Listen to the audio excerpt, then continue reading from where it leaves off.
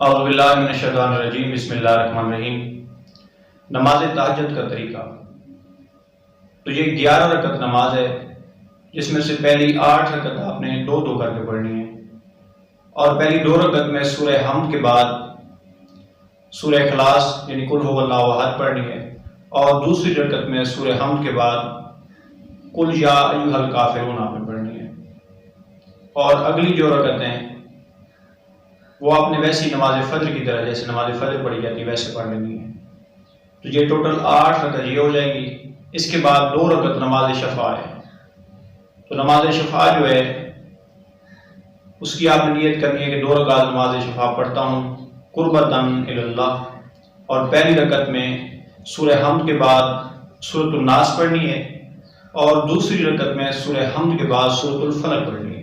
اگر آپ کو یہ صورتیں نہیں آتی تو آپ کوئی بھی صورت پڑھ سکتے ہیں جو آپ کو آسانی سے یاد ہو، اور اس کے بعد آپ نے 1 رکعت نماز وتر پڑھنی ہے کھڑے ہو کے۔ اس میں آپ نے سورہ حمد کے بعد 3 مرتبہ سورہ اخلاص یعنی قل هو اللہ احد پڑھنی ہے آپ نے،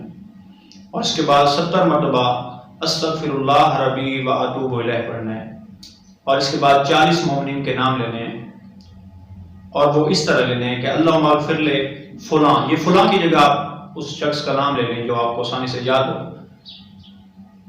تو اسی طرح اللہم اغفر لے فلاں، اللہم اغفر لے فلاں، اسی طرح یہ 40 نام آپ نے پورے کرنے ہیں، اور اس کے بعد اپنی نماز تمام کرنی ہے۔ اور اس کا افضل ترین نماز تہجد کا افضل ترین جو وقت ہے وہ نماز فجر سے پہلے